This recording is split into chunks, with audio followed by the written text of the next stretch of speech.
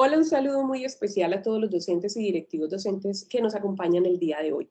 Bienvenidos a este nuevo webinar, un espacio formativo en el marco del programa de cualificación docente STEM Masía liderado por la Fundación Celsia en alianza con la Fundación Gestión Educativa y la Secretaría de Educación del municipio de Palmira. Este espacio, por supuesto, está dirigido a los docentes que hacen parte de nuestro programa de cualificación. Sin embargo, como parte de nuestro compromiso con la educación en Colombia, este video y todos los demás que tenemos pueden ser vistos y compartidos con docentes de diferentes instituciones educativas del país, no solamente públicos, sino también instituciones privadas. ¿Por qué lo hacemos? Porque estamos convencidos que espacios como estos nos ayudan a construir y a seguir aprendiendo juntos. Y lo hacemos porque en Celsia nos gusta hacer las cosas de manera diferentes, nos gusta trabajar en red, nos gusta trabajar de manera colaborativa. Incluso por eso apostamos por espacios como estos, espacios que nos inspiren, que nos conecten, que nos ayuden a generar ideas de transformación reales sobre los procesos de enseñanza y aprendizaje en el aula. Si usted nos ha acompañado a lo largo de este proceso, usted sabrá cuál es la comprensión fundamental que hemos venido construyendo. Y si no, no se preocupe. Si es la primera vez que nos acompaña, usted puede entrar al canal de YouTube de Celsia o de la Fundación Gestión Educativa y acceder a la serie de videos que han hecho parte de este programa. Y si no, no se preocupe, por aquí en pantalla vamos a colocarle nuestro número 320-789-1518 en Colombia, donde usted puede escribir y decir, soy docente de esa institución educativa y quiero acceder a las grabaciones de la serie de videos del Enfoque STEM. Y con mucho gusto le mandaremos esta información. Ahora, ¿por qué es importante esta serie de videos que hemos venido construyendo? Porque hemos trabajado sobre algo fundamental que hoy vamos a recordar entre todos. Hemos comprendido que el enfoque STEM no se trata solo de integrar áreas y mucho menos de hacer un uso meramente instrumental de la tecnología. Todo lo contrario. Hemos aprendido que el enfoque STEM se trata de identificar problemas reales del entorno, entrarlos al aula de clase y que se conviertan en el escenario real para construir aprendizajes. Y también hemos aprendido que a partir del enfoque STEM tenemos la oportunidad de transformar la manera en la que aprendemos en el aula de clase. Por eso hoy sabemos que aprender implica hacerse preguntas, investigar, analizar fuentes, comprender las causas y consecuencias de un problema, analizar datos, analizar cifras y reconocer que existen organizaciones locales, nacionales e incluso globales que atienden este mismo problema que nos ha acompañado en el entorno hace muchos años y se vuelven corresponsables para no solamente estudiar ese problema, sino identificar posibles soluciones que nos permitan avanzar. Pero hay algo más importante aún. Cuando los estudiantes comprenden un problema real, no solo están desarrollando competencias, no solamente están construyendo aprendizajes, también se vuelven corresponsables como ciudadanos en la solución, en la intervención de ese problema. Y ahí surge entonces una pregunta que nos convoca hoy. Listo, ya logramos desarrollar competencias, construir aprendizajes, ¿y qué hacemos con ese conocimiento en la escuela? ¿Cómo movilizamos ese aprendizaje hacia la comunidad conservando la intención pedagógica? Bueno, de eso se trata el espacio de hoy. Daremos un paso más. Ya hemos comprendido el enfoque STEM. Ahora aprenderemos cómo hacer divulgación pública de ese conocimiento, divulgación pública de la ciencia, ¿sí? Porque hemos aprendido a acercarnos a la ciencia, a también acercarnos que hay una investigación social. Y en esa investigación social hemos construido unos aprendizajes y vamos a lograr que esos aprendizajes trasciendan en la escuela y tengan impacto en la comunidad. Por eso en este espacio que desarrollaremos el día de hoy tenemos una súper invitada y es Natalia Suárez.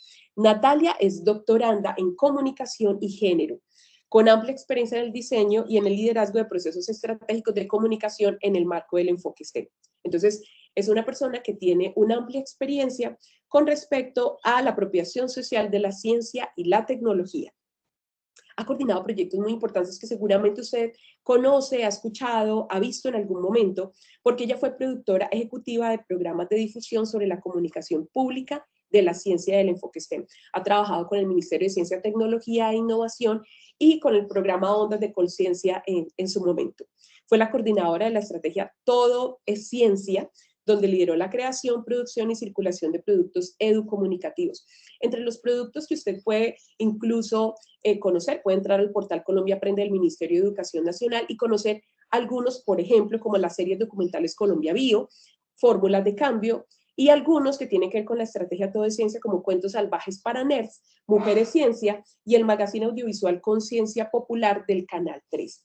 Bueno, entre estos y otros productos educomunicativos de los cuales hablaremos el día de hoy, han sido parte de los ejercicios que ha liderado Natalia Suárez. Bueno, los dejo con esta invitada muy especial donde aprenderemos entonces, si ya hemos construido conocimiento, qué hacer con ese conocimiento científico, social, cómo divulgamos ese conocimiento para que la comunidad pueda ser movilizada a través del liderazgo de la escuela. Hoy aprenderemos entonces sobre educomunicación. Los dejo con Natalia.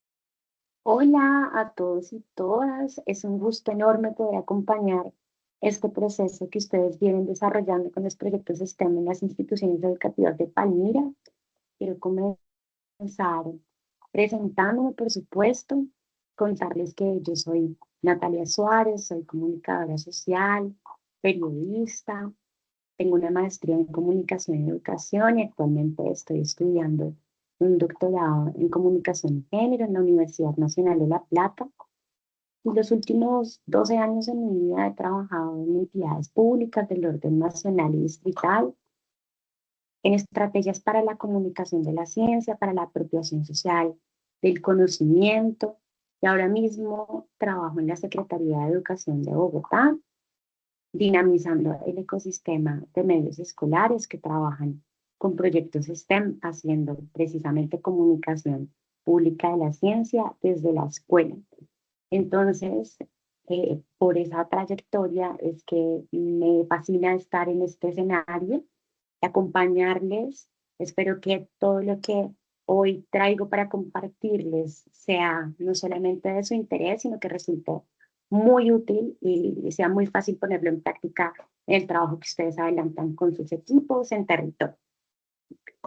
Entonces, bueno, quiero comenzar con una escena muy sencilla, pedirles que por un momento se imaginen el aula de clase con las particularidades de su contexto.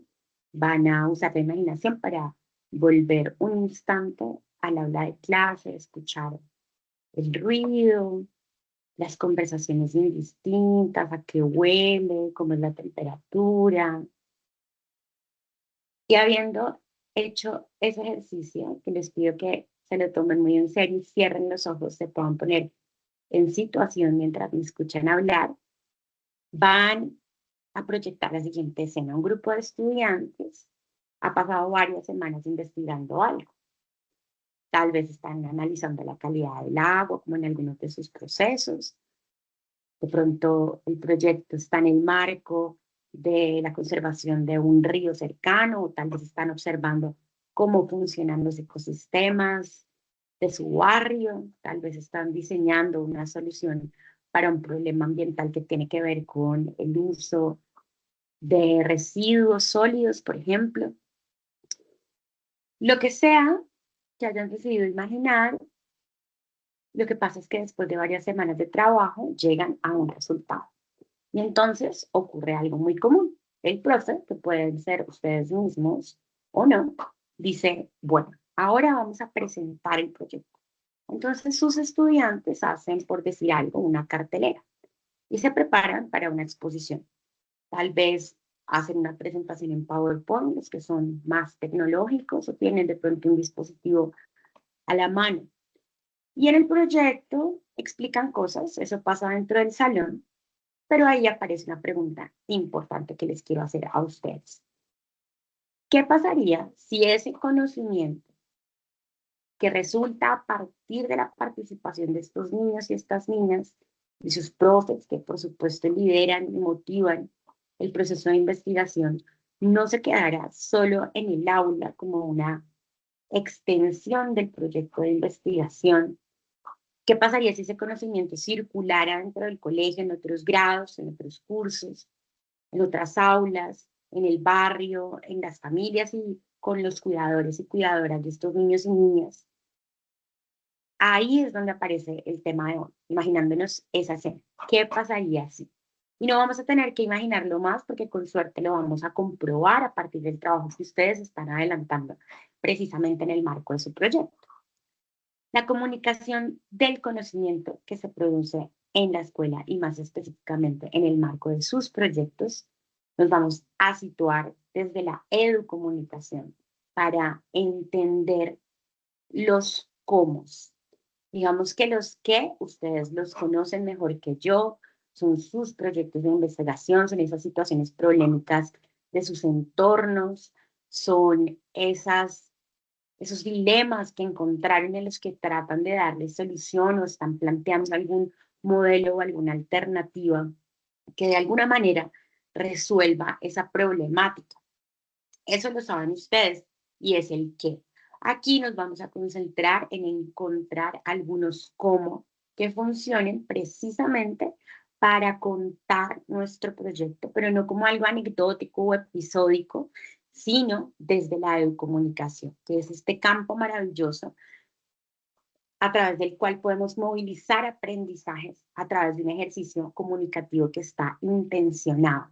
Eso quiere decir que no solamente nos informamos y nos entretenemos, sino que otras personas, otros estudiantes de otros colegios, de otros territorios, otros maestros, otras maestras, pueden a través de esos productos educomunicativos que ustedes van a hacer en el marco de sus proyectos, aprender.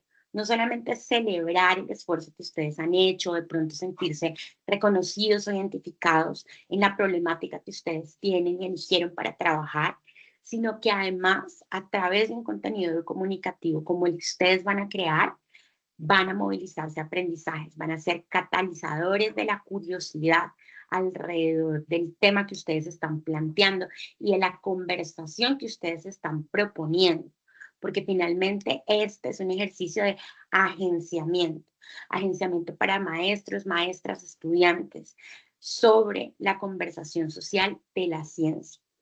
Entonces, vamos a arrancar con las diapositivas. Aquí les cuento qué entendemos por educomunicación.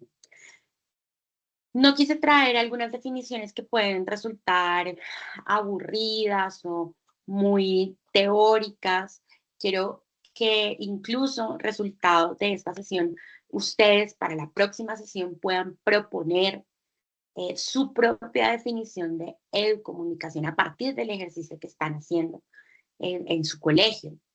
Pero estas son algunas ideas fuerza y unos mensajes clave que nos ayudan a tener una comprensión común. La educomunicación es un campo, eso es lo primero que hay que saber, que articula educación, comunicación y cultura. ¿Y lo hace para qué? Para la producción de contenidos que movilizan, como les dije antes, aprendizajes, reflexiones y participación.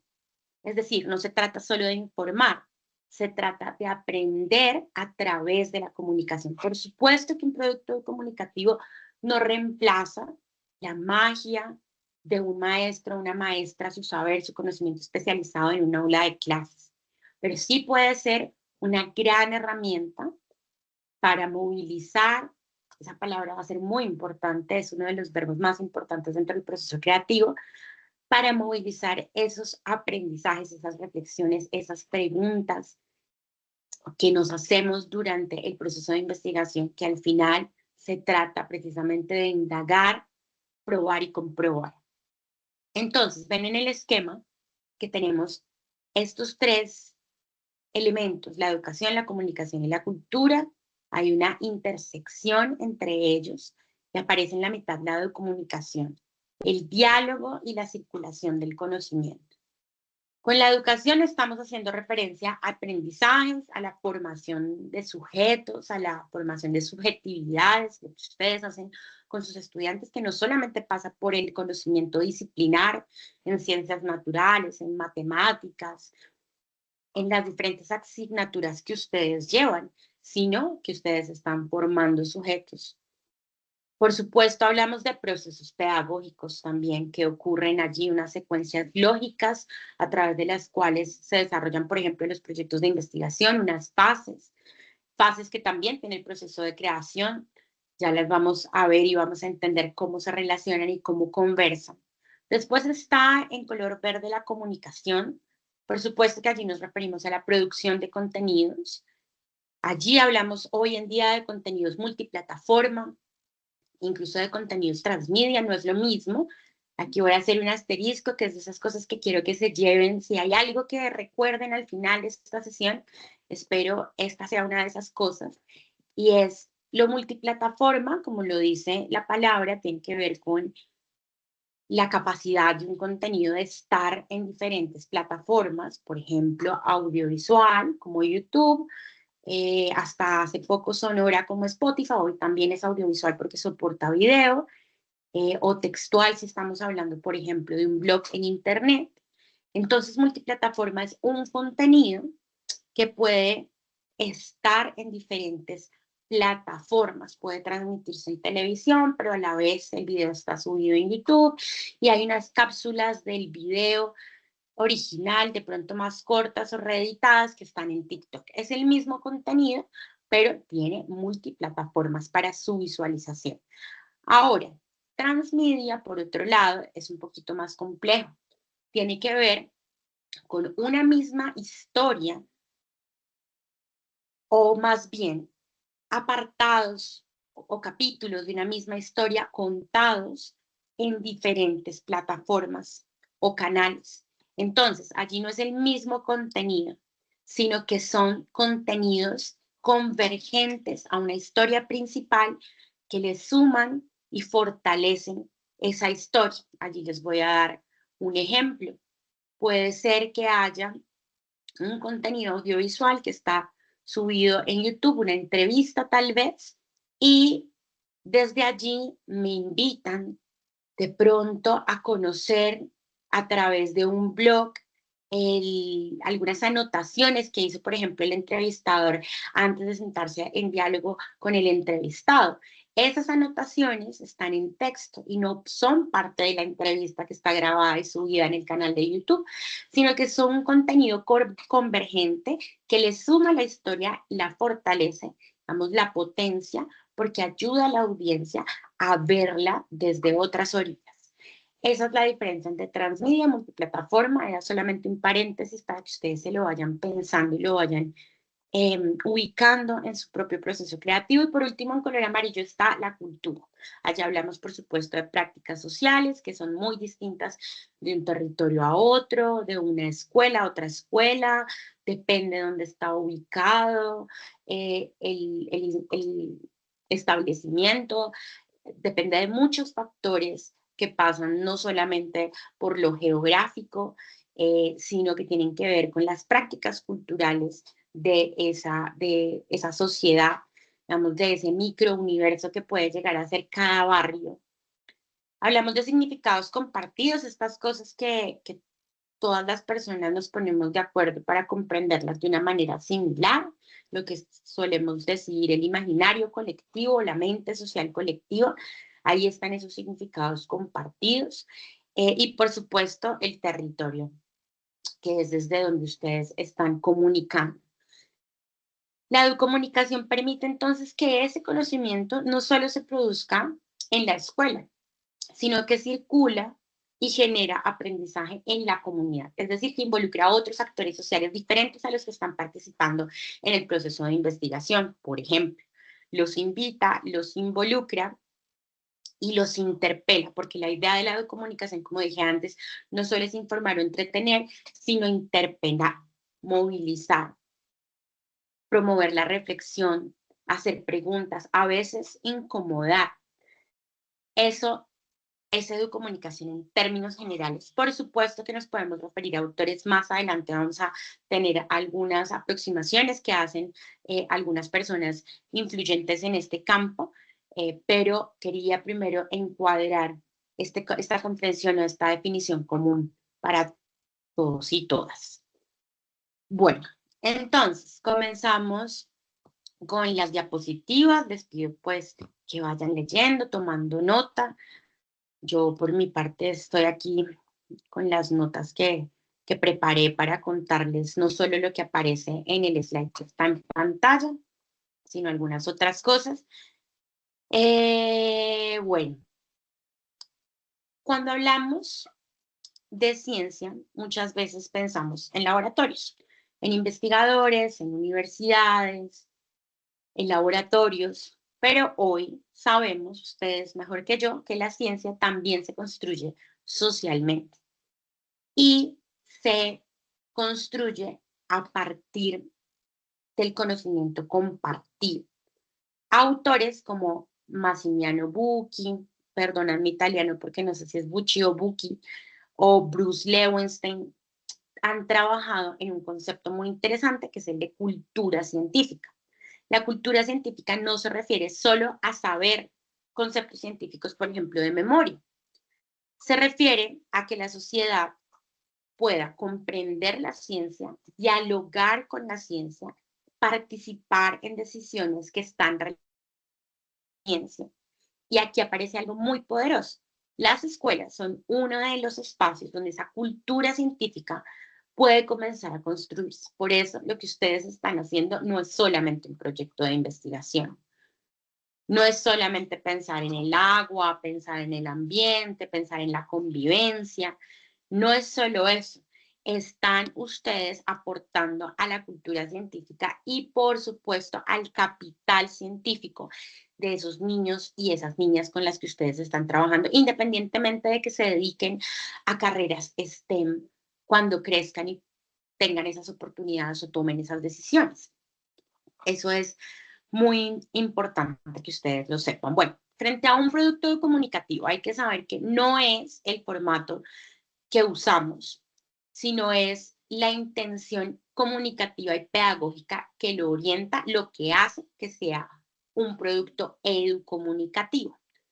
Entonces, aquí les pregunto y les pido se tomen unos instantes para pensar y dialogar. ¿Qué intención tienen los contenidos que ustedes seguramente ya han producido antes en la escuela o incluso en el marco de este proyecto? ¿Qué intención tenían? Si pueden recordar de pronto el trabajo más próximo que hayan hecho. Y normalmente la intención aparece con unos verbos rectores. Ya hemos hablado bastante de informar y entretener, pero les pido que piensen en esta reflexión qué otras intenciones consciente o inconscientemente ustedes han impreso en esos contenidos que han realizado antes. Puede ser explicar, podría ser inspirar, que aparece mucho cuando estamos trabajando relatos biográficos, por ejemplo, mujeres en la ciencia, solo por dar un ejemplo a propósito del 8 de marzo y del 11 de febrero que fueron recientemente. Ese día se conmemora el Día Internacional de la Niña y la Mujer en la Ciencia. Allí aparecen casi todos los años contenidos educomunicativos muy del corte inspiracional. Entonces ese podría ser otro verbo que nos sirve de ejemplo. O de pronto otra intención podría ser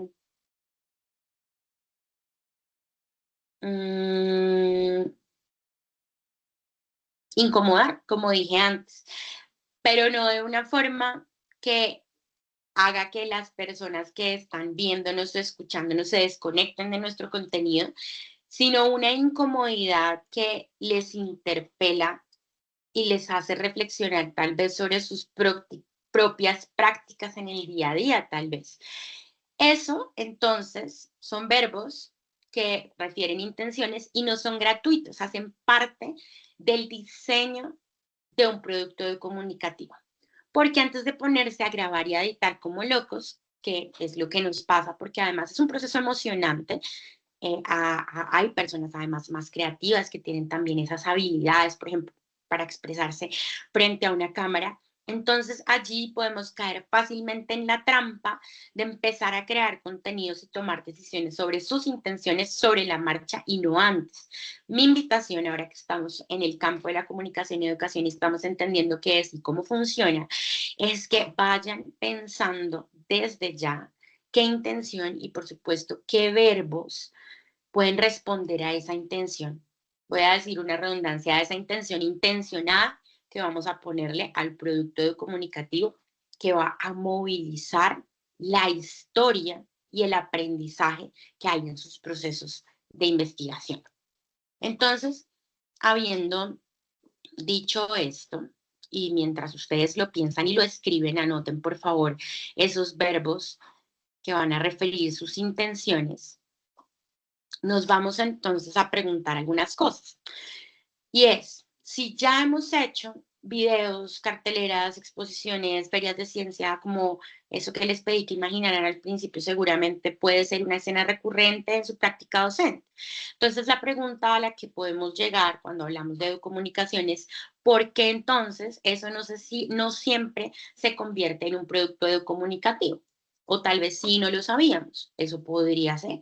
Vamos a adentrarnos en esa pregunta. Y es, ¿qué hace que un producto educomunicativo sea un producto educomunicativo? Es lo que quiero que descubramos juntos y con lo que viene a continuación, pues sea claro para el diseño de nuestros propios productos.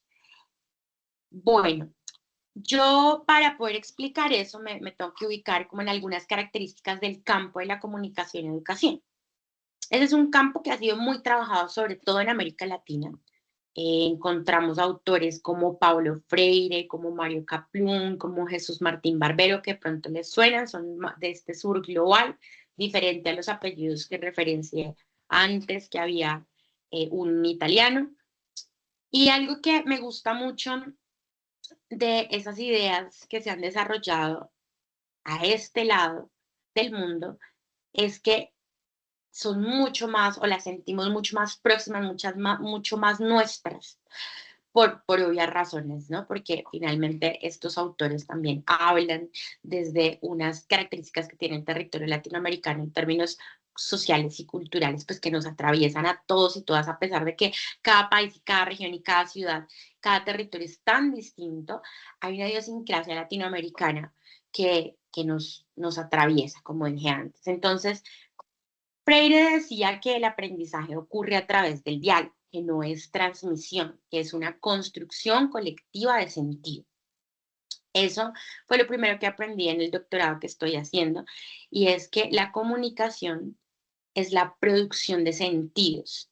Entonces, tiene sentido, siguiendo la metáfora, que cuando estamos hablando de aprendizaje, en relación con la comunicación, hablemos de que es una construcción colectiva de sentido. Eso quiere decir que es una construcción que no pasa por lo individual o por lo particular, sino por el colectivo, por la comprensión común. Y cuando hablamos de sentido, pues es ese sentido, digamos, filosófico, existencial, que es el significado, cargar algo de significado, darle significado a algo. ¿Saben ustedes? No sé si les ha pasado, pero yo tuve un desamor hace muy poco, entonces tengo muy fresquitas esas emociones.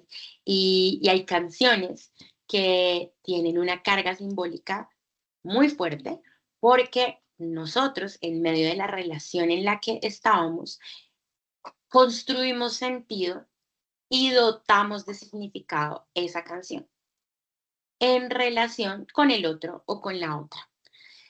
Entonces, pongo el ejemplo cotidiano, personal, para decir, eso que sucede entre dos personas que eligen que una canción sea la banda sonora de un momento de su relación es muy parecido a lo que hacemos en este proceso de construcción colectiva de sentido, donde nos ponemos de acuerdo para ponerle significado a algo. Y no es cualquier significado, es un significado que está intencionado. Esa es otra palabra clave, ya lo revisamos antes cuando les pedí que pensaran en esas intenciones posibles que han tenido los contenidos que ustedes seguramente ya han realizado. Kaplun, por otro lado, trabajaba con radios comunitarias y con medios educativos y él decía algo muy poderoso, lo voy a citar, entre comillas, no se aprende solo escuchando, se aprende expresándose. Eso pues ustedes porque son pedagogos, porque son licenciados, porque son profes, por su práctica docente, por toda la experiencia que tienen encima en el aula de clase, pues lo saben y es muy importante llegar a este punto de decirles que en la comunicación de la ciencia, en el campo de la comunicación, no se puede contar algo que no se comprende. Por eso hablamos de un proceso de enseñanza-aprendizaje en medio de la creación educomunicativo.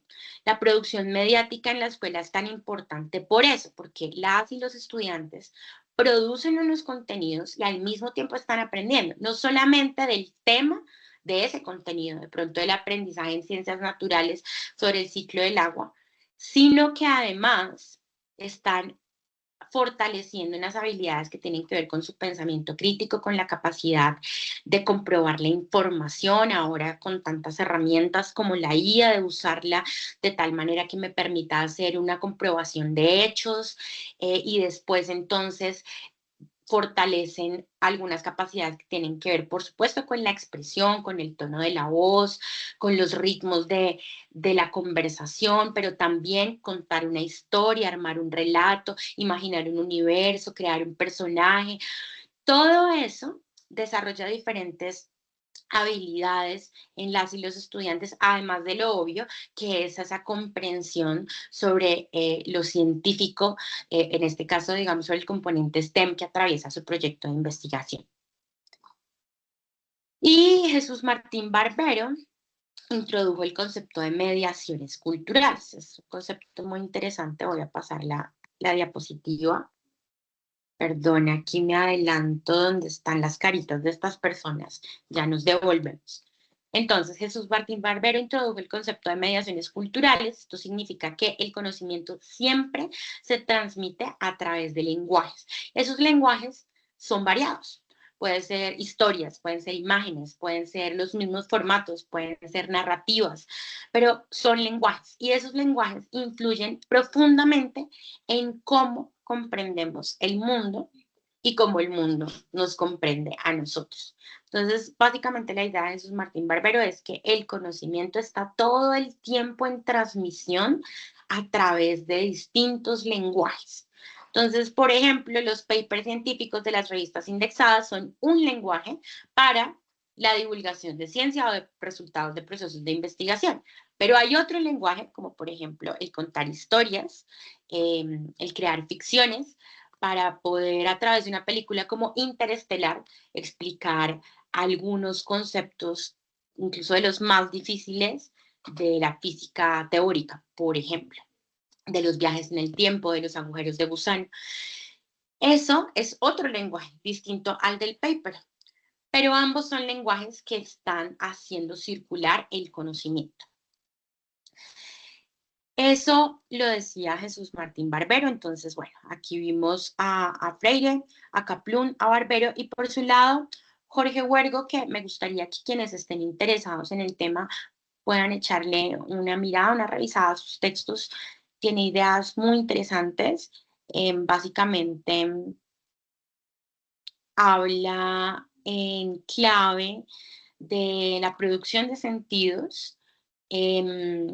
También está Néstor García Canclini, que desarrolla mucho mejor y de forma más amplia todo lo que tiene que ver con la cultura y la hibridación. Y está Omar Rincón, que habla introduce el concepto de ciudadanía, ciudadanía crítica, como la comunicación es una herramienta para la participación ciudadana. Bueno, allí les llevo a pensarse algo, ¿no? Antes el monopolio de los medios limitaba un montón la transmisión de información y digamos que solo estábamos expuestos a lo que una agenda mediática de unos pocos, además muy poderosos, establecían como prioridad. Nosotros hoy en día, gracias a Internet, todas las personas que tengamos un perfil en redes sociales casi que tenemos un medio propio. Eso era imposible, impensable para todos estos autores hace una década. Y resulta que ahora pues en el celular tenemos la capacidad de dirigir nuestro propio medio, gracias a estas plataformas pues, que democratizaron la producción de contenido. Ustedes y sus estudiantes son prosumidores. Ese es un término que es otro de esos que quiero que se lleven y es la unión de dos palabras, consumidor y productor. Lo que va a pasar y en lo que se están convirtiendo es que, claro, ustedes son consumidores de contenido, puede ser de sus estudiantes más de TikTok, ustedes puede ser que todavía consuman, no sé, noticias en el televisor, no importa, pero somos seres receptivos que estamos todo el tiempo consumiendo contenido en diferentes lenguajes y que llegan a nosotros con distintos formatos, pero también ahora, gracias a esto que contaba, que es un cambio histórico y es un momento único, estamos produciendo. Esto que estoy haciendo yo aquí es producir un mensaje que gracias a Internet puede llegar al resto del país y puede, digamos, superar las barreras de la presencialidad como nos lo enseñó la pandemia. Entonces, somos dueños, gracias a estas plataformas, de nuestros propios medios y tenemos como elevar una propia voz que resuena cuando sale a Internet. Hay unos que nos van a odiar, otros que nos van a amar. Esa voz resonará con una comunidad y allí es donde comienza el ejercicio de las comunidades digitales. Entonces, la educomunicación es parte de una tradición en Latinoamérica que ha venido entendiendo y cuestionando la comunicación como un escenario de diálogo que además tiene un potencial de transformación social. Es decir, que no solo es lo que pasa mediado por una pantalla que se ve bien o que se escucha bien, sino cómo eso puede modificar prácticas y comportamientos de las personas que están en un contexto determinado. Entonces, ese potencial de transformación social es clave que ustedes lo tengan en cuenta porque es exactamente lo que ustedes hacen con sus proyectos que tienen el potencial de transformar realidades.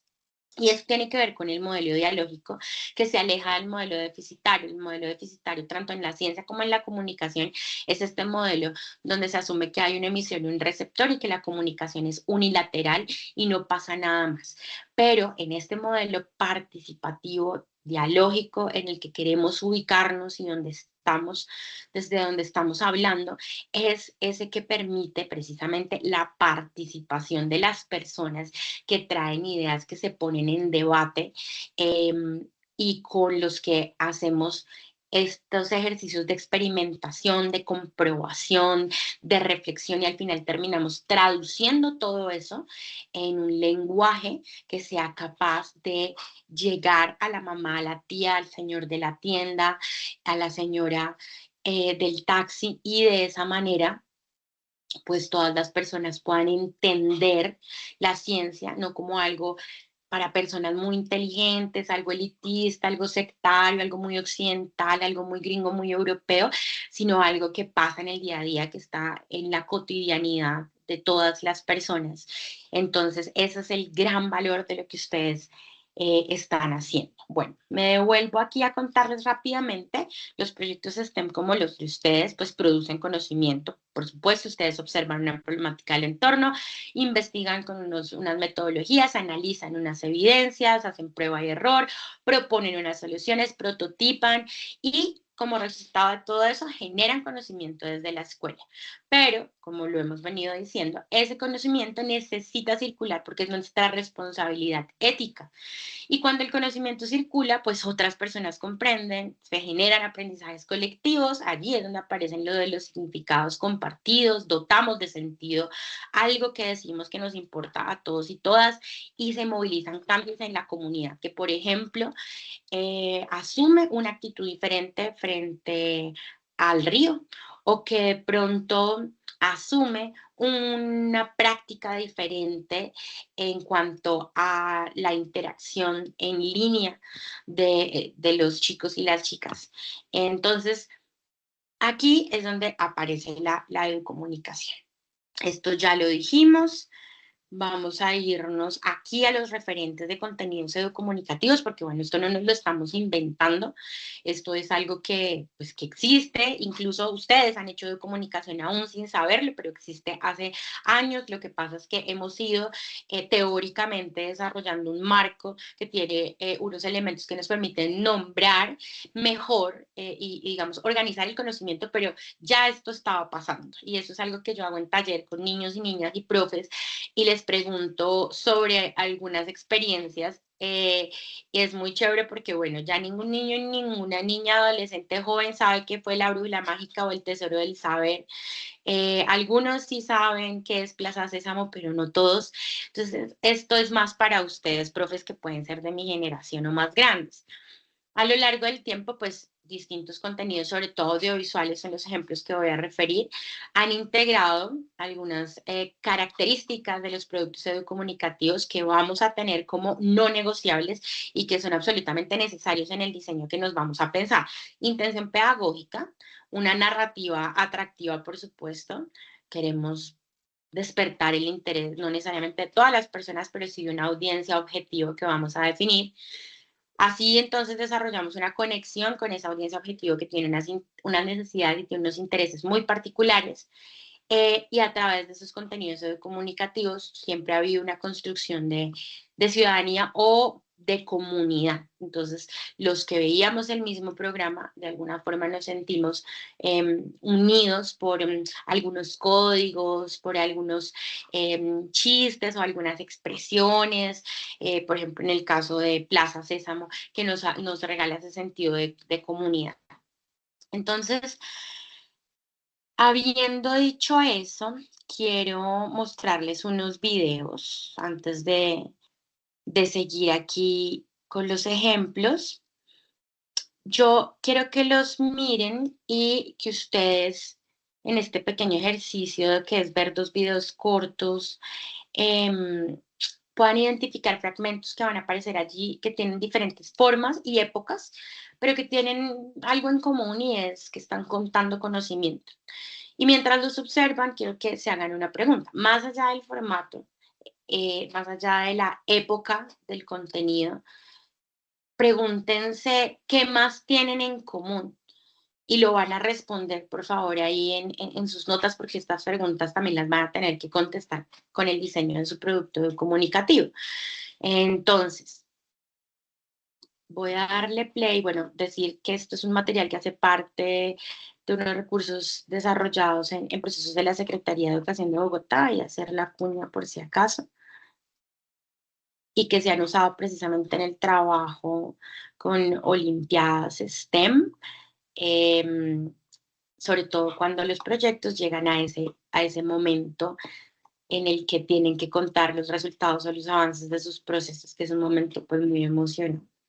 Entonces voy a cambiar acá la pantalla, permítanme a ver si es posible mostrarlo. Creo que tengo que dejar de compartir y volver a compartir para darle a la pantalla y no solamente a la pestaña. Entonces, permítanme, estoy haciendo esto.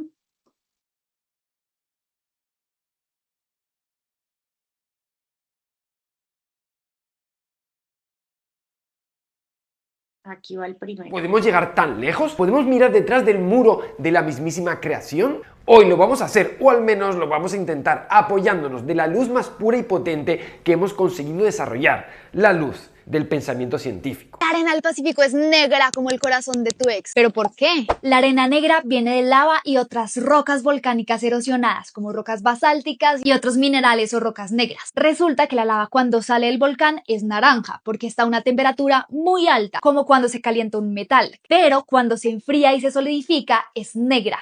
Todo el tiempo la información o los datos que estás recopilando te llevan a deducir cosas que nadie había visto antes o ha descubierto antes. Es cierto que el agua de la taza, del inodoro, el retrete o como sea que usted le diga gira para un lado en el hemisferio norte y para otro en el hemisferio sur. Si es como nosotros, lo vio hace años en Los Simpsons y se le quedó grabado en el cerebro. Todo, menos las otras galaxias, es parte de la galaxia de la Vía Láctea. El Sol es una estrella. Hay varios cientos de miles de millones de estrellas en la Vía Láctea. Y creo que alrededor de cada estrella puede que haya un montón de planetas. Y en uno de esos planetas hay vida. Candonga trae para ustedes botánica musical. 2 gardenias para ti. Con ellas quiero decir que la gardenia es una planta de la familia de las rubiáceas. El ADN es esencial para la síntesis de proteínas. Existen varios tipos de ADN y los más conocidos son. Es decir, que esas rosas que están ahí no solamente conquistaron a los colonizadores, sino a los humanos también. Si no, vean la economía de Colombia no depende en gran parte de las flores allá en San Valentín en Estados Unidos. ¿Por qué no me aparté? Porque las leyes de la ciencia difieren fundamentalmente de las otras áreas humanas. Para que una idea se convierta en una ley científica, debe ser inquebrantable. ¿No les pasa que están trabajando cuando de repente y se enferman? Y es que ya lo sabemos, el dengue es una enfermedad tropical que va en aumento y que cada vez se expande a muchas más nuevas áreas. ¿Ustedes se animarían a tener lombrices de mascotas para que les conviertan los residuos orgánicos en abono? Pues imagínese que Charles Darwin, sí. Vamos a ver cómo nos va esta primera vez. ¡Qué loco! Una segunda vez. Vimos rápido la válvula. Una tercera vez. ¡No! Agua ahí con el aire. Vez.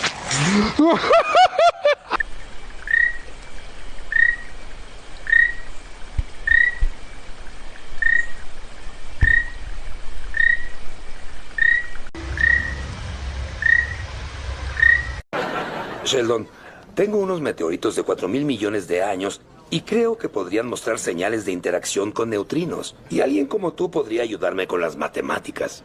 Oh, entonces podrían servir como detectores naturales de materia oscura. Eso suena interesante. Exacto, pero aún así es geología.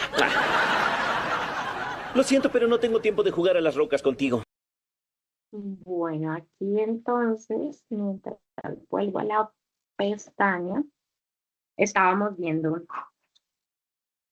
fragmentos de unos videos de algunas experiencias performáticas, como la chica que canta Divino, Gardenias para ti, otras que son videos de TikTok, otros que son fragmentos de películas o series. Como se dieron cuenta, estamos trabajando en lo audiovisual, pero también lo digital. Lo último que vieron de las ranitas es una publicación en un carrusel de Instagram que tiene imágenes y sonido. Digamos que todas estas composiciones de imagen, de video y de audio nos llevan a saber cosas, diferentes cosas. Entonces, la pregunta que les hice y que les vuelvo a hacer antes de poner el siguiente video donde hay otro repertorio, es que ustedes me digan, además de que asumimos que están contando conocimiento, ¿qué más creen que tienen en común? Es muy importante que vayan escribiendo lo que se les venga a la cabeza. ¿Qué creen que tienen en común esas otras cosas? Esos otros clips. Y ahora dejo de compartir esta pantalla. Permítanme, abro el otro video.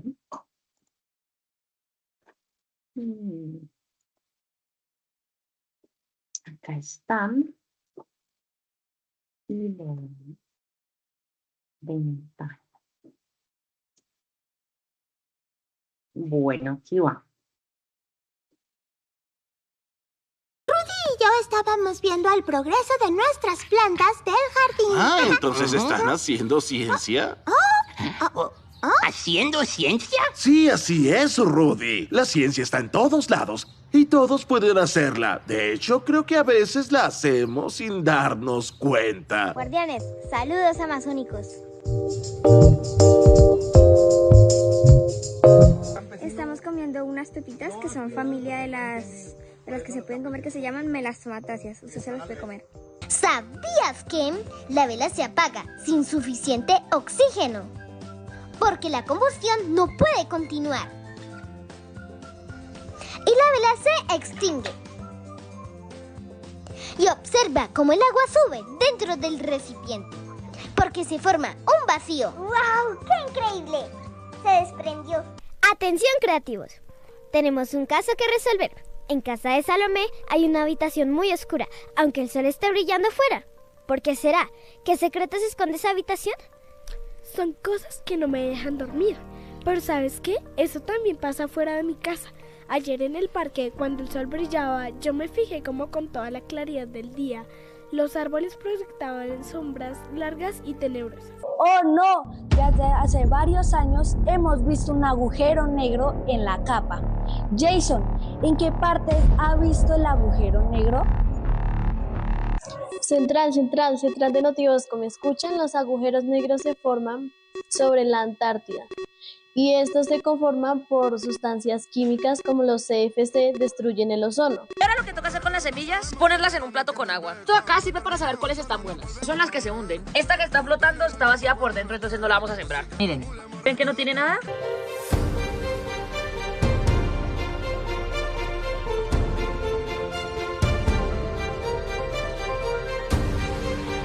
Dentro de 700 años, la humanidad abandonará la Tierra, dejando la limpieza de nuestro planeta en manos de una increíble máquina.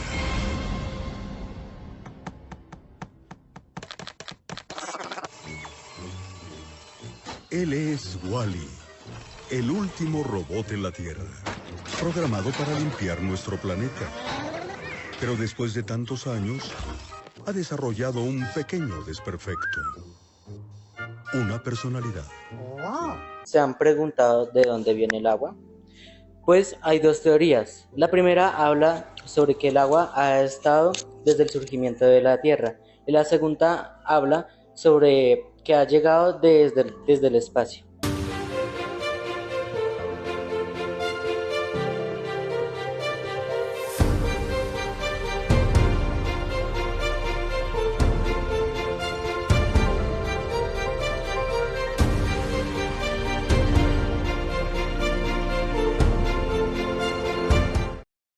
Bueno, aquí termina el siguiente video. Me voy a dejar de compartir y voy a volver a nuestra presentación. Y les hago entonces varias preguntas. ¿Qué diferencias notaron entre el primero y el segundo video? Eso es algo que quiero que conversen, piensen un instante, anoten. Después, ¿qué tienen en común los contenidos del segundo video entre ellos? Después, hay una tarea que quiero que quienes puedan hagan de aquí a que nos volvamos a ver, y es, vieron que debajo están los arrobas de cómo encontrar el contenido, la mayoría de veces en redes sociales, porque pues los que hacen referencia a series y películas, bueno, pues en las plataformas como Netflix y las demás por demanda, pero las que tienen los arroba abajo, por ejemplo, La Granja del Borrego, que lo recuerdo ahora mismo, o Date un Voltio, que es el de Javier Santaolalla.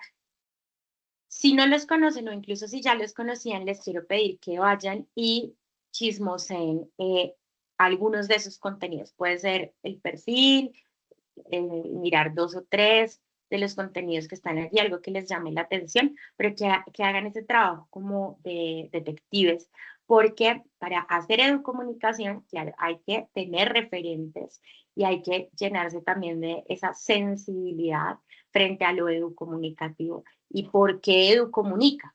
Para nosotros poder entenderlo, cómo funciona nosotros ese mecanismo de aprendizaje y cómo nosotros podemos entonces replicar eso con los propios productos que vamos a crear. Entonces eso queda de tarea para que puedan revisar esas arrobas, esos tags y puedan ir a explorar un poquito de ese contenido, que por lo menos el que está en libre. Bueno, aquí en este slide simplemente estos fueron algunos referentes para nuestra generación. No necesariamente le llamábamos educomunicación, pero en Plaza Sésamo había aprendizaje temprano, nos mostraban diversidad, había educación emocional, no solamente nos contaban sobre un tema, un concepto, una noción que llegábamos a entender y que podía ser de matemáticas, de lenguaje, de ciencias naturales, sino que además había un trabajo que pasaba por las emociones, ¿no? Dirigido a niños y niñas. Pero que tiene esta cosa maravillosa que se llama la teoría de la cebolla, y es que si un adulto se sienta a ver un episodio de esos, también lo va a entender, por supuesto, pero va a poder conectar, porque esta teoría lo que dice es que son contenidos hechos con capas, y no todas las capas conectan con la misma audiencia. No sé si han visto esa escena maravillosa de la película Intensamente, la 1, cuando, o bueno, me voy a referir mejor a la 2, que la tenemos más fresquita, que es el ataque de ansiedad de Riley.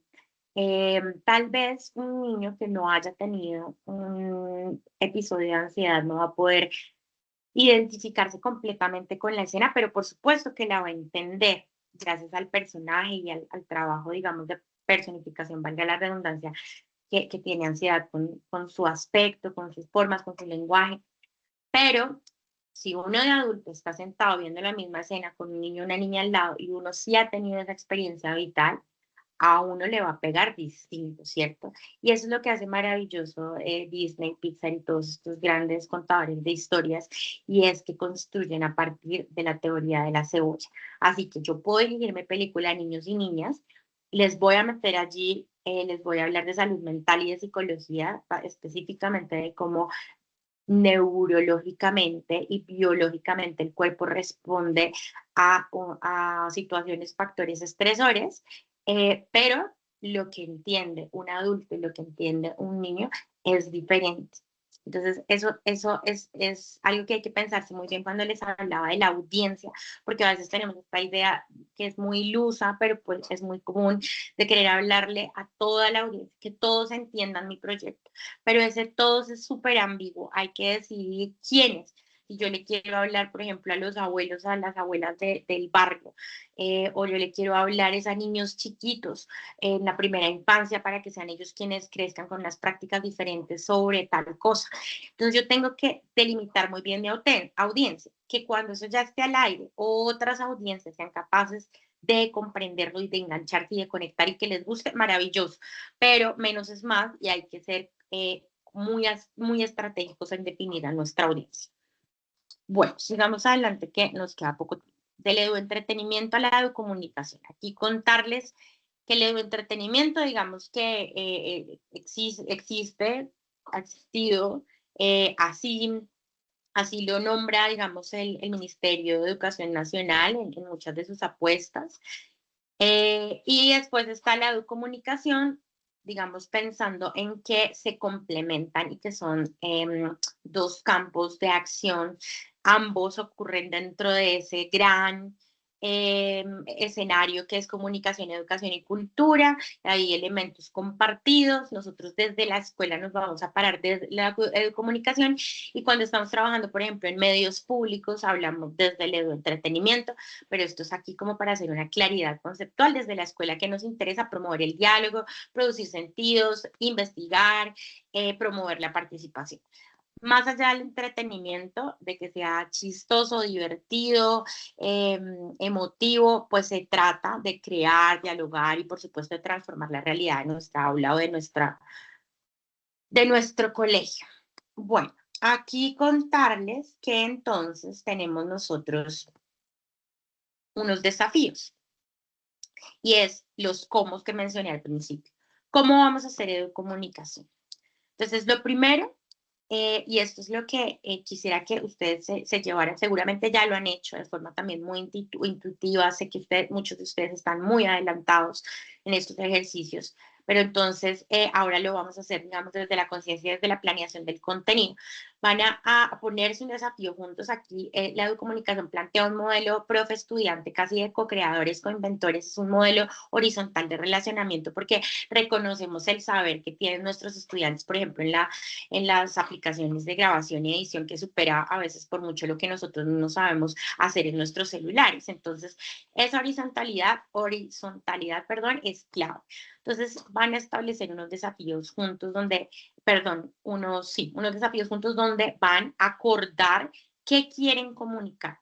Y en ese que quieren comunicar es donde ustedes van a pensar la intención pedagógica y la intención comunicativa, no de su proyecto de investigación, sino del producto comunicativo que van a crear para contar algo del proyecto de investigación. No tiene que ser todo el proyecto, se pueden concentrar en una fase del proyecto o en los resultados del proyecto, o se pueden concentrar en la problemática que dio origen al proyecto. No es necesario contarlo todo en un solo producto educomunicativo. Después, pues se trata de crear unas piezas colectivas y allí es muy importante reconocer las potencialidades. No todos somos editores, no todos sabemos hablar frente a la cámara, no todos sabemos escribir guiones. Claro, la IA hoy en día hace muchas cosas por nosotros, pero hay un trabajo de prompt que debemos animar, desarrollar la instrucción.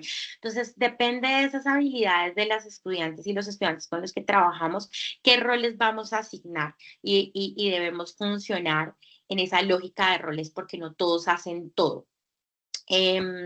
¿Cómo hacemos que el contenido sea pertinente, sea oportuno, sea claro? Lo que les dije antes, cómo delimitamos el alcance, cuál es nuestra audiencia, cómo la vamos a caracterizar. Voy a decir cualquier cosa. He trabajado con chicos y chicas que quieren hablarle a las amas de casa, a las madres cabezas de hogar. Y entonces hicieron, por ejemplo, un formato en podcast muy parecido a La Rosa de Guadalupe, porque saben que esa narrativa, ese tipo de historias ficcionadas y esos casos conectan muy bien con ellas y su capital es simbólico, y entonces fue la mejor manera de contarles sobre los procesos institucionales a través de historias como se trabaja en La cuentan, perdón, en La Rosa de Guadalupe. Entonces, ahí es muy importante caracterizar la audiencia. Y por supuesto, pensar qué aprendizajes van a querer movilizar y cuáles son las prácticas que quieren interpelar, cuál es la incomodidad que quieren dejar, cuál es la semilla que quieren sembrar, cuál es la pregunta que quieren hacer, cuál es la reflexión o la acción a la que van a invitar. Esas son cosas clave, preguntas claves y necesarias que hay que hacerse en este momento de diseño. Recordar que es un proceso colectivo que va a requerir que se pongan de acuerdo, que negocien, que lleguen a consensos.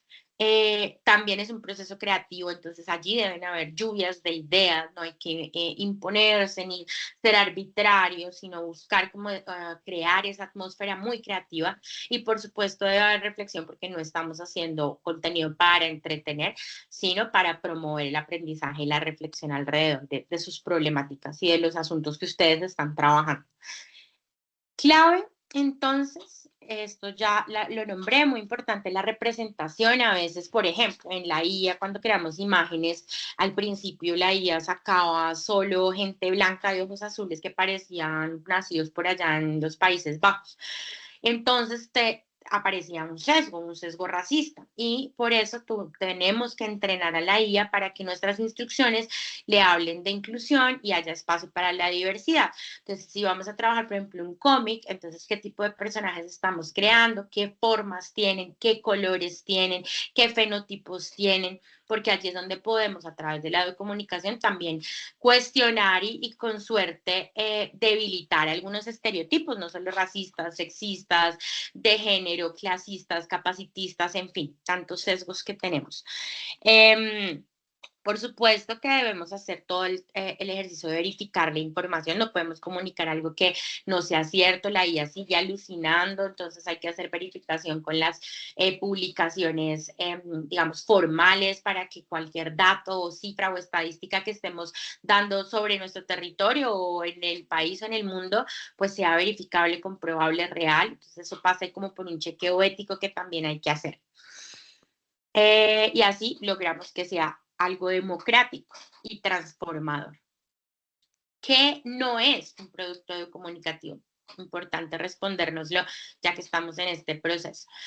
Solo grabar un video no es un producto comunicativo. Digamos, hacer una entrevista del profe contando cómo se creó el proyecto, eso en sí mismo solo es una entrevista, no es necesariamente un producto comunicativo.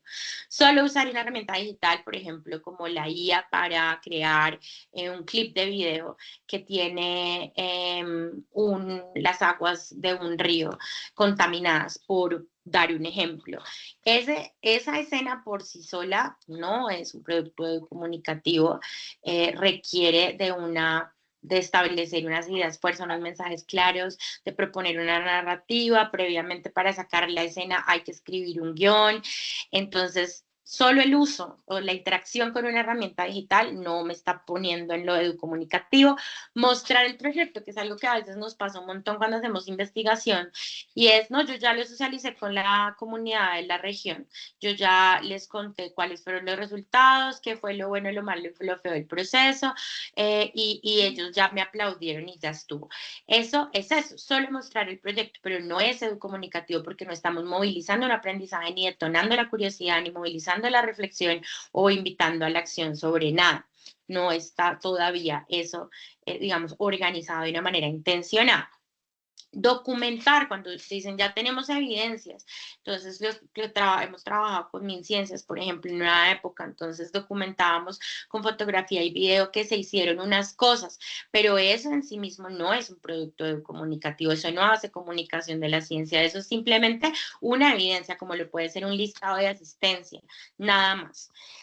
Entonces, ¿qué sí es? Cuando definimos una intención comunicativa, cuando definimos una intención pedagógica, muchas veces parecen lo mismo, pero no lo son, porque la comunicativa es pensar en lo que quieren decir, la pedagógica es pensar en lo que quieren enseñar, y eso es muy diferente. Entonces, por ejemplo, yo quiero en mi video, por ejemplo, quiero explicar, y eso voy a adelantarme un ejemplo que vamos a ver en la segunda sesión. Hay un episodio de 31 minutos del programa chileno que se llama ruta de la caca. Y allí entonces, por ejemplo, yo quiero eso, explicar la ruta de la caca, para que los niños y las niñas entiendan el recorrido que hacen esos desechos. Y yo ahí entonces decido que lo que quiero contar es cuál es la ruta que hace. Y lo que quiero enseñar a propósito de esa ruta es, por ejemplo, cuántos kilos de caca al año se producen en Chile. Ese es un aprendizaje que está por ahí, ya lo vamos a ver después. Otro aprendizaje podría ser que digamos, al inodoro no deberían ponerse, echarse, tirarse cosas que no son como nuestros propios desechos biológicos, porque tiene una afectación en las tuberías. Otro aprendizaje puede ser que en algunos casos esas aguas negras terminan siendo con las que se rocían campos de sembrados de frutas y verduras, y la afectación directa que eso tiene a la salud. Ahí ya encontré 3 aprendizajes. Entonces, los voy a priorizar, los voy a categorizar. Uno tiene que ver con la salud y el bienestar, otro tiene que ver con las matemáticas y con las cantidades, y otro tiene que ver tal vez como con una conciencia sobre el ambiente y sobre lo que puedo botar o no al inodoro. Entonces, una vez que están definidos mis aprendizajes y definida lo que quiero contar, mi intención comunicativa, que es la ruta, el circuito que recorre, y están diferenciadas, entonces construyo un mensaje central, después construyo unos mensajes convergentes, y ya por último me pongo en el proceso creativo, pero primero hago este diseño. Entonces, aquí volvemos a pensar lo primero que hicimos, y es como ya hemos hecho un montón de ejercicios, incluso ustedes con su propio proyecto, tal vez tienen videos, han participado en algunos escenarios de conversatorio, de intercambio, y han tenido que hacer videos, o se han presentado en ferias, han hecho carteleras, han hecho pósters, han hecho exposiciones. Todo eso funciona. Lo importante es que ya aprendimos que necesitamos tener la intención comunicativa y la intención pedagógica claras, y podemos devolvernos incluso a mirar algunos contenidos que ya hemos creado y ver si somos capaces de reconocer esas intenciones allí. El formato puede ser el mismo, lo que cambia es la intención, y aquí quiero traer el ejemplo de La Milagrosa, porque me pareció muy hermoso. Extiendo también una felicitación. Todos los proyectos son divinos y tienen sus fortalezas. Digamos que en La Milagrosa hay algo que me llamó la atención, y es que está trabajando este proyecto de Vivo Conectado. El tema del proyecto pues tiene que ver con hábitos de bienestar, pero ellos encontraron una forma muy interesante de explicarlo, usaron una metáfora, y es que el cuerpo es como una batería, y que dependiendo de lo que hacemos, esa batería se carga o se descarga: dormir, comer bien, moverse, descansar. Y a partir de esa idea, las y los estudiantes están creando un personaje que aparece en sus cápsulas, en sus productos educomunicativos. Ese personaje no solamente no es de adorno, es hilo conductor, ayuda a explicar el concepto, humaniza, eso permite identificación y representación en quienes ven, y traduce una idea científica a una narrativa cercana, porque está esta idea de superhéroe, y eso es un ejemplo claro de educomunicación. Entonces, no significa que todos los trabajos tengan que tener un personaje, porque no todos se van a ubicar en la ficción. Podrán abordar algunas cosas desde el documental, por ejemplo, y allí se supone que lo que hacemos es documentar la realidad, entonces no hay personajes ficticios. Eso depende ya de digamos, de su curiosidad y de hacia dónde lo quieran ustedes llevar. Pero básicamente yo lo que veo es, hay proyectos sobre agua, hay proyectos ambientales, voy a mencionarlos como a modo de ejemplo. En varios de los proyectos que ustedes están desarrollando aparece el agua. Imaginemos, por ejemplo, un grupo de estudiantes que investiga la calidad del agua en su comunidad. Entonces pueden presentar datos porque hablan del pH, de la contaminación, de los microorganismos, pero también además de los datos, pueden contar una historia, la historia de un río, que atraviesa un barrio, de cómo ese río ha cambiado con el tiempo, ha visto nacer y morir a la gente, la historia de cómo las acciones de la comunidad han afectado directamente ese ecosistema. Y cuando el conocimiento se cuenta como historia, no necesariamente como ficción, sino como historia, la gente lo comprende mejor.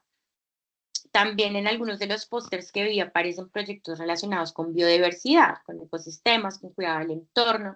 Imaginen un estudiante explicando en un contenido a su familia, porque ese sería su público objetivo, cómo funciona un ecosistema local. Si lo explicas solo en términos técnicos, pues eso va a ser difícil de entender, pero si lo explica con ejemplos cotidianos, pues se vuelve mucho más accesible y pueden ser ejemplos cotidianos como su abuela trabajando en la huerta. Entonces allí ya aparece una figura cotidiana que activa ese sistema de reconocimiento del otro y permite que se dispongan al aprendizaje.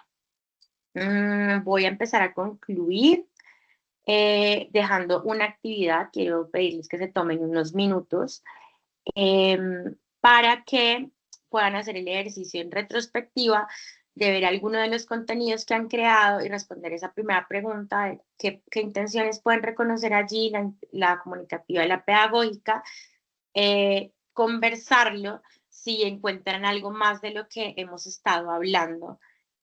Me disculpan que mi gata está aquí de amores.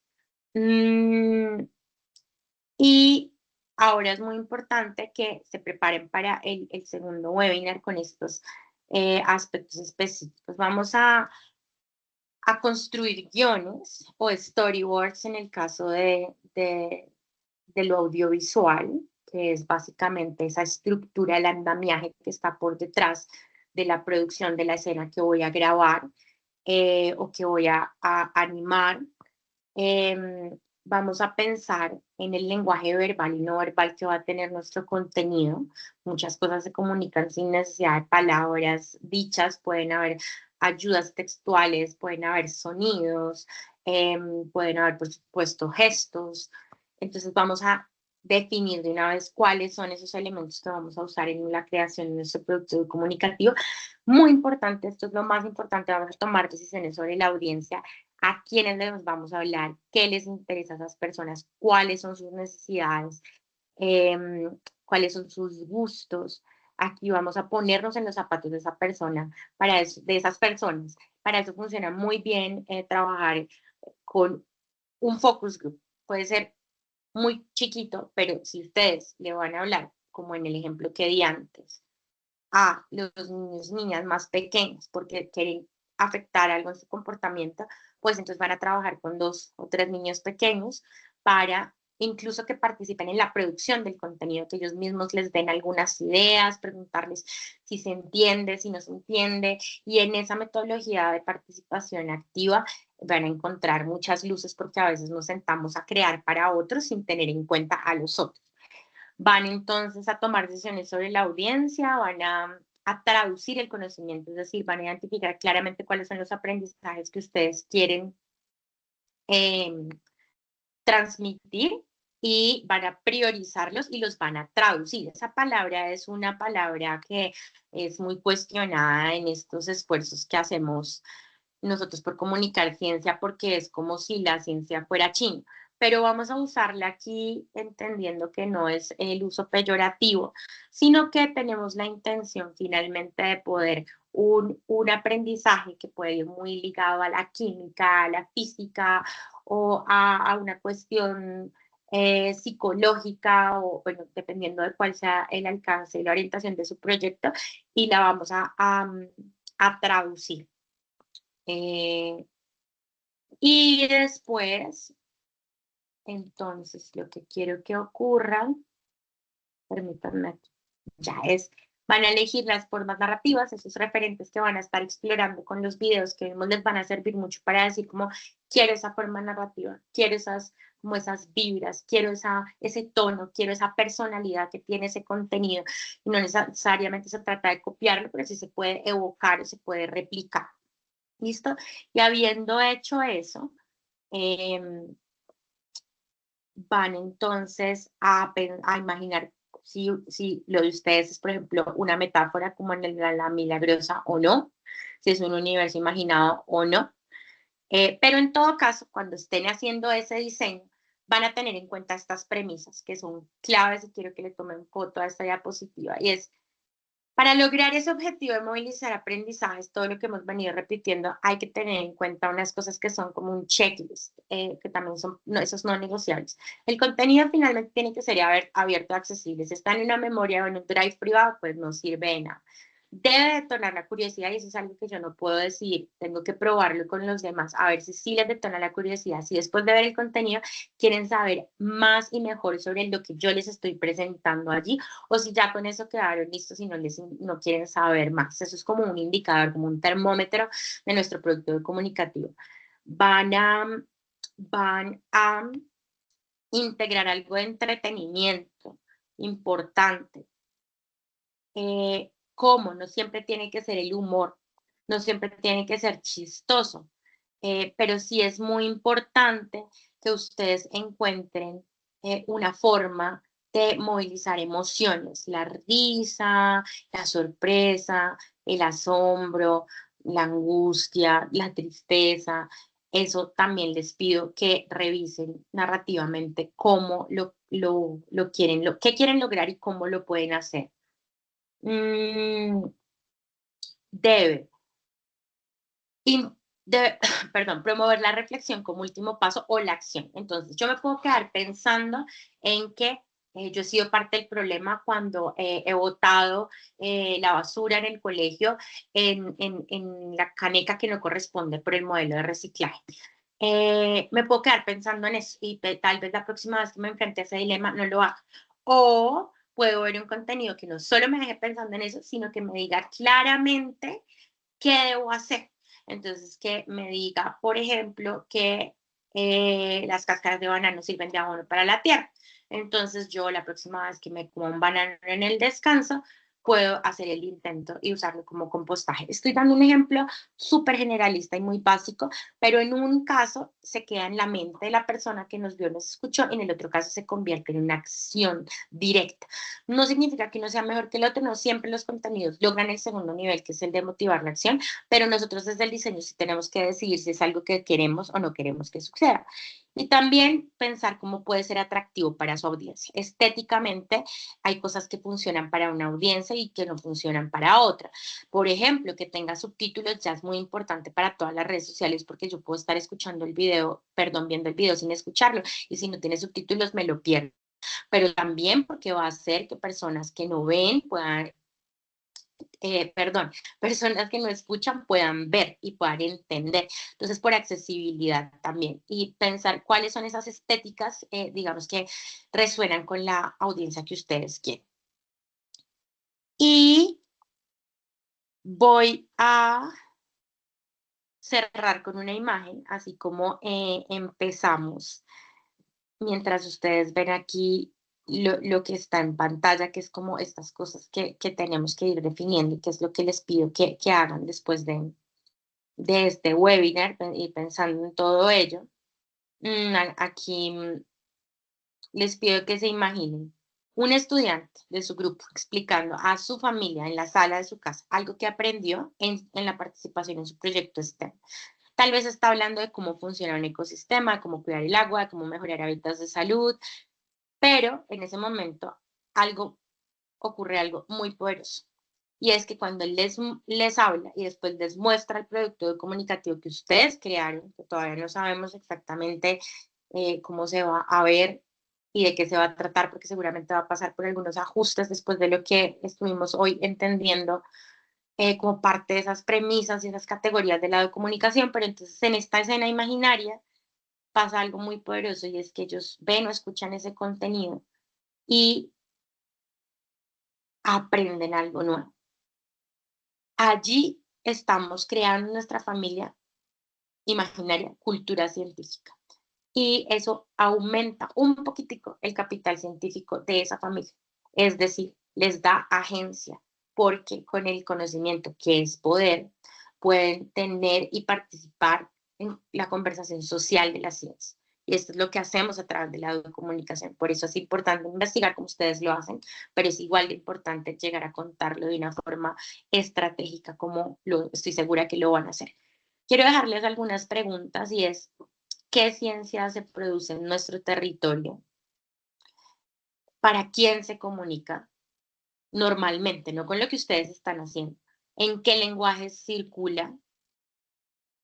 Aquí esta respuesta así muy en relación con su proyecto, ¿qué quieren que la comunidad comprenda y aprenda?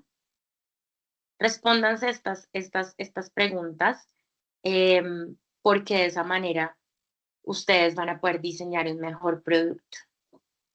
Y nos vemos en el siguiente módulo. Vamos a pasar de la teoría a la práctica, vamos a trabajar con el concepto de comunicación pública de la ciencia, vamos a ver cómo acompañar a los estudiantes a crear a partir de estas premisas y de estas dimensiones que estuvimos viendo hoy. Entonces, muchas gracias por la atención, por la escucha. Les deseo que todo vaya bien. Estoy encantada de acompañarles en este proceso. Les admiro muchísimo. Un abrazo. Chao. Gracias por acompañarnos en ese espacio del día de hoy. Recuerden que esto hace parte de una serie de webinars que hemos diseñado en el marco del programa de cualificación docente. Usted puede escribir a este número 320-189-1518 en Colombia y decir quiero ser parte de la red de maestros, y allí les llegará entonces el enlace de grabación de los anteriores webinars para que usted esté siempre conectado con nosotros. Recuerde que en Celsia damos lo mejor para crecer juntos y hacemos estos espacios porque estamos comprometidos con la educación pública del país. Recuerde que ese espacio es para construir y aprender juntos. Hasta un próximo webinar.